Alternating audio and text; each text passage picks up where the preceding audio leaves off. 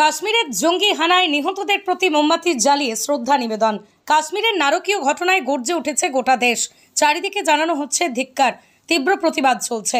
এদিন নৈহাটির বিভিন্ন জায়গায়, সঙ্গে পাওয়ার হাউস মোড়, অরবিন্দ রোড সহ গৌরীপুর মোড়ে এই ঘটনার তীব্র প্রতিবাদ জানানো হয় নৈহাটি মণ্ডল 2 বিজেপির পক্ষ থেকে।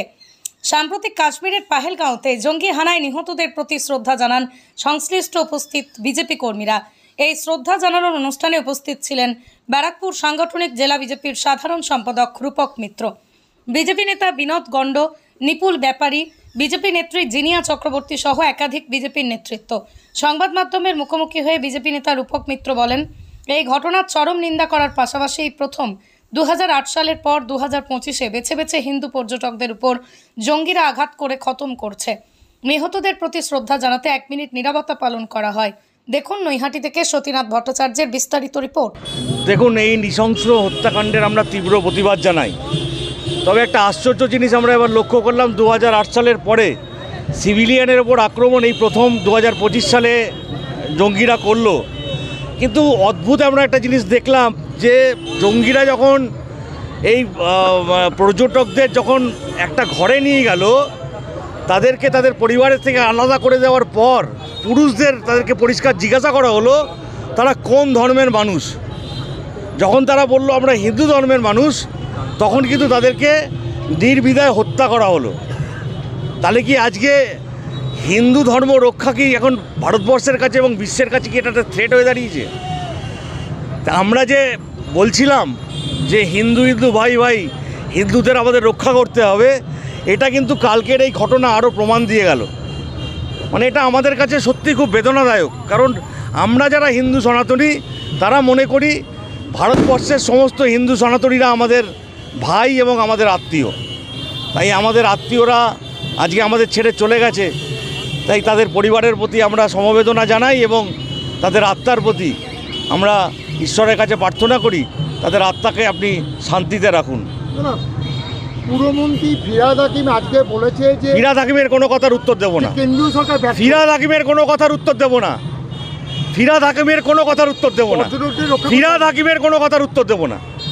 যে লোকটা বলে হিন্দু মুসলিম ধর্ম যারা গ্রহণ না করবে তারা জান্নাত পৌঁছাতে পারবে না, এই রকম লোকের কোনো কথার উত্তর আমরা দিই না। ওর মতন চোর, ওর মতন তৃণমূলের চোর নেতার কথার উত্তর দেব না। আর তৃণমূলের কাছ থেকে আমরা ধর্ম শিখবো না, তৃণমূলের কাছ থেকে আমরা হিন্দুত্ব শিখবো না, তৃণমূলের কাছ থেকে আমরা সনাতনী শিখবো না। আজকে রাজনীতি করবো না, নাহলে অনেক কথা বলতাম।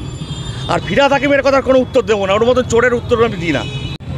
পাকিস্তানে তারা পুষ্ট, পাকিস্তানের দ্বারা প্রশিক্ষিত যে তালিবানি জঙ্গিরা যেভাবে পর্যটকদের ওপর অত্যাচার নামিয়ে নিয়ে এসছে, এবং এই ধরনের ঘটনা আমরা 2008 সালের পরে কিন্তু সেভাবে দেখিনি। 2008 সালে আমরা লক্ষ্য করেছিলাম যে মুম্বাইতে যখন কাসেমের দ্বারা যখন মুম্বাই আক্রান্ত হলো, তখন সাধারণ মানুষের ওপর এই অত্যাচার নামিয়ে নিয়ে আসা হয়েছিল, হত্যালীলা চালানো হয়েছিল। তারপর থেকে আমরা দেখেছিলাম যে মিলিটেন্টসদের ওপর, সিভিলিয়ানদের ওপর এই হত্যালীলা হতো না। মিলিটেন্টসদের ওপর আমরা পুলওয়ামা জানি। তো সেই জায়গায় 2025-এর এই ঘটনা সত্যি আমাদেরকে বেদনাদায়ক ঘটনা।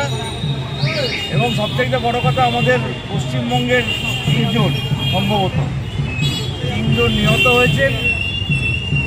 একটা অদ্ভুত ট্রেন্ড দেখা গেল, উগ্রবাদীরা যখন এই পর্যটকদের একটা ঘরে নিয়ে গেলেন, তারপরে তাদেরকে মহিলা এবং তাদের বাচ্চাদের থেকে তাদেরকে আলাদা করা হলো। আলাদা করার পর তাদেরকে পরিষ্কারভাবে জানতে চাওয়া হলো তারা কোন ধর্মের মানুষ। এটা আমাদের কাছে বড় অদ্ভুত লেগেছে। যখন তারা বললেন পর্যটকরা প্রত্যেকেই হিন্দু ধর্মের মানুষ, তখন তাদেরকে নৃশংসভাবে হত্যা করা হলো।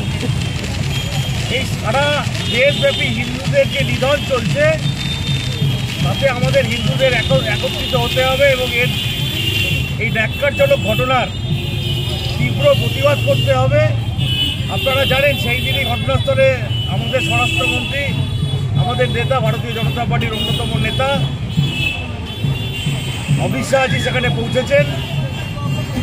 তার বিদেশ সফরের বিভিন্ন প্রোগ্রাম ক্যান্সেল করে ভারতবর্ষে ফিরেছেন। আমরা নিশ্চিত যারা আমরা হিন্দুত্বের ওপর বিশ্বাস করি